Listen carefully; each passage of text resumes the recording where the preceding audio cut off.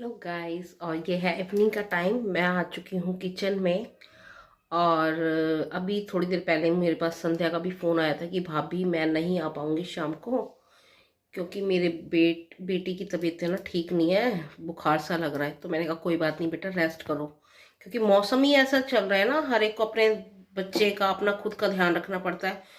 और मेरी तबीयत तो जैसे कि पता ही है, पाँच मतलब पूरा हफ्ता ही हो गया। आज तो ट्यूसडे वाले दिन ही तबीयत खराब हुई थी और आज ट्यूसडे ही है, पूरा मतलब लगा लो 7 to 8 डेज हो चुके हैं। और ये है कि आज मुझे थोड़ा सा लग रहा है कि हाँ मैं ठीक हूँ। तो बस अब करती हूँ अपने इवनिंग के वर्क, जो मॉर्निंग में जैसे संध्या बर्तन वगैरह करके गई, इनको सबको अरेंज करती हूँ, क्योंकि स्कूल से आने के बाद तो वही खाना पीना खाया वगैरह, उसके बाद थोड़ा रेस्ट किया, क्योंकि वीकनेस है ना, तो बिल्कुल भी कुछ भी काम करने का मन ही नहीं कर रहा। दोपहर में मैंने कुछ नहीं किया है। अभी आर्यन भी आज मेरे पास आया, थोड़ा सा रेस्ट करने के लिए आया था, बट वो सो गया। तो मैंने अब उसको सोने दिया, मैंने उठाया नहीं।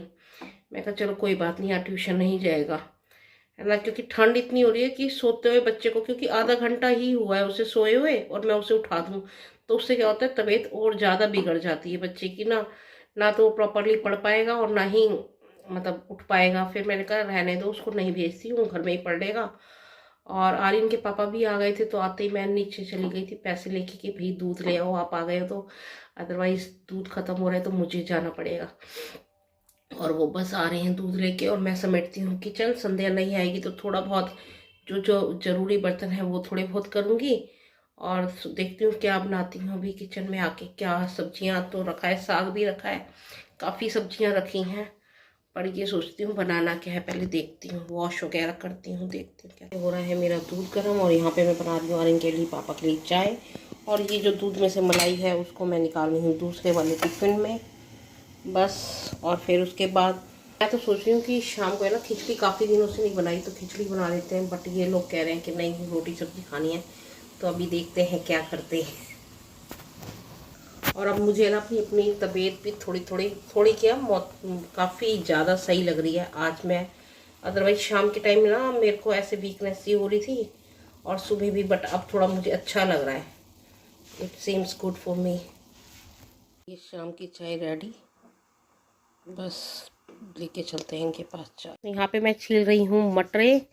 मटर छीली हुई हो ना तो काम आ जाती है, तो क्योंकि अभी मैं बनाऊंगी मटर वाली खिचड़ी भी, तो उसमें भी काम आएगी। और वैसे भी मटर तो है ना, तो फटाफट से आप कुछ भी बना सकते हो, गाजर मटर आलू, मटर की पूरी, मटर के पराठे, मतलब मटर तो काम आ ही जाती है, आलू मटर की सब्जी। और मैं सुबह के लिए ना मेथी को धो करके रखाई हूँ, क्योंकि सुबह मुझे बनानी है आलू मेथी।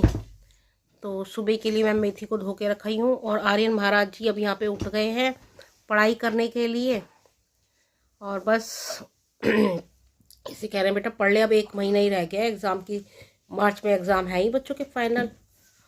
और बस ये तैयारी चल ही रही है।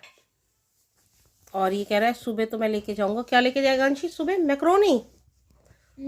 तो मैक्रोनी वगैरह की भी बस थोड़ी सी, जैसे गाजर वगैरह भी काट के ही रख दूंगी, क्योंकि सुबह सुबह ना इतना काम होता नहीं है फटाफट से। तो मैं गाजर शिमला मिर्च वगैरह थोड़ा काटूंगी, ऑनियन वगैरह सुबह ही कटेगी। और ये मैंने खिचड़ी धो करके भिगो के रख दी है। अब आधे घंटे बाद, अभी बजे 7:30, 8 सवा 8 बजे बनाऊंगी खिचड़ी। तो गाइस ये हो गई है मेरी मसालेदार खिचड़ी तैयार। मैंने बना लिया है गरम मसाला, पीस लिया है गरम मसाले को। पानी गुनगुना, क्योंकि अभी मैं आर्यन की बोतल में डाल के रख दूंगी, थोड़ा सा सुबह हल्का सा ठंडा ही डालना पड़ेगा, या जब तक नॉर्मल हो जाएगा। सुबह सुबह इतना टाइम नहीं होता। और अभी क्योंकि रात के लिए पानी गर्म कर रही थी ना, तो मैंने कहा चलो आर्यन की बोतल में भी डाल के ही रख दूंगी। आर्यन पढ़ रहा है और मैं और आर्यन के पापा खा रहे हैं खिचड़ी। और आर्यन अभी खा नहीं रहा, कह रहा है पेट भरा भरा है, पर फिर भी मैंने उसके लिए रख दी है कि या तो दूध पीना है रात को, या फिर आपको खिचड़ी खानी है। और गाइस अब मुझे लग रहा है मैं रिकवर हो रही हूँ, ठीक हो रही हूँ। तो बस अब जो काम फैला हुआ है ना, बस कल से लगूंगी उस काम में धीरे धीरे। पहले तो ना एक बार लगता है काम को देख के ही थोड़ी सी तबीयत खराब होने लगती कि इतना काम, मतलब ये लगा के देखो, यदि आप 5 दिन में बीमार हो ना, तो 5 दिन के कपड़े इकट्ठे हुए हुए हैं जो तय करने वाले कपड़े हैं वो भी इकट्ठे हो रहे हैं, कमरा पूरा फैला हुआ है। तो बस अब यह है कि धीरे धीरे मैं लगूंगी कल से काम में। आज जैसे मेरा जी घबरा रहा था ना सुबह और शाम को, तो वो आज टचवुड मुझे साईं राम की कृपा से ठीक लग रहा है। तो चलिए अच्छी बात है मेरे लिए। और मैं दिखा रही हूँ आज आर्यन का प्रोजेक्ट वर्क, जो आर्यन ने बहुत ही मेहनत से बनाया है। बच्चे बहुत ही मेहनत करते हैं अपने काम को आर्टिस्टिक बनाने में, बहुत अच्छे तरीके से, कि यदि उन्हें टीचर्स ने दिया ना तो उनकी कोशिश तो ये होती है कि बहुत अच्छे ढंग से, मेरे ख्याल से आर्यन ही नहीं शायद सभी बच्चों की ये कोशिश होती है कि हम अपने काम को बहुत ही अच्छा बनाएं। तो मैं दिखाती हूँ, ये आर्यन ने बनाया है सिक्किम का प्रोजेक्ट। सिक्किम का प्रोजेक्ट इनको दिया गया है, ये सीबीएसई का पैटर्न चल रहा है। तो अभी ये इन्होंने बनाया है, आर्यन का है ये कवर पेज, और ये वर्क का है आर्यन एसएसटी का। हाँ, ये एसएसटी का प्रोजेक्ट है इसका। ये इसने बनाया है कवर पेज, और ये देखिए है ना, एक बार मैं दिखाती हूँ अच्छे से। और यहाँ पे अभी इंडेक्स लिखूंगा मैं। यहाँ पे अभी इसको इंडेक्स बनाना है। और यहाँ पे मुझे आर्यन की ये लगता है कि भाई ये मेहनत बहुत करता है अपने काम में ना। जबकि वो पता है क्या कहते हैं मुझसे, जब भी वो काम करते हैं ना तो मुझसे कहते हैं मम्मी आपको मेरे साथ बैठना चाहिए, आप मेरे साथ बैठो। बट मैं उसके साथ बैठती नहीं, बट वो अपने आप ही है ना, अपने आप पूरी कोशिश करता है अपने काम को अच्छा बनाने में।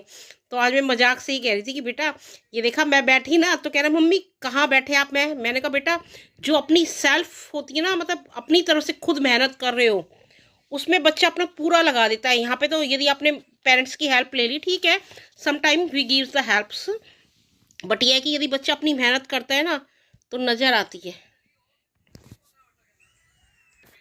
पर मैंने आर्यन की बिल्कुल भी हेल्प नहीं करी, कि मैंने कहा बेटा मैं क्या हेल्प कराऊँ, अब आप बड़े हो रहे हो, ग्रोन अप हो रहे हो, आपको खुद करना है। तो इसने मतलब सारा काम ये देखिए वो अपने आप ही किया है। और इसका जो इंग्लिश का वर्क है ना वो तो मैम ने अपने पास ही रखा हुआ है, इंग्लिश का। और हिंदी में भी इसको बहुत ही अच्छा मैम ने ग्रेड दिया है, बहुत अच्छा बोला इसके लिए हैं। और इंग्लिश का भी मैम जो कह रहे हैं कि भाई जिन बच्चों का बहुत अच्छा है वो प्रिंसिपल रूम में जाएगा एक बार, तो ये बच्चों के लिए बहुत ही अच्छा होता है। तो ये जो कोऑर्डिनेटर मैम है उनके पास एक बार चेक होने जाएगा। बच्चों का जो है ना कॉन्फिडेंस लेवल उसी से बढ़ता है, कि यदि बच्चों को एक बार प्रेज कर दिया जाए कि हाँ बेटा आपने बहुत अच्छा बढ़ाया है, तो उससे बच्चों का कॉन्फिडेंस भी बढ़ता है और बच्चे आगे और मेहनत करते हैं।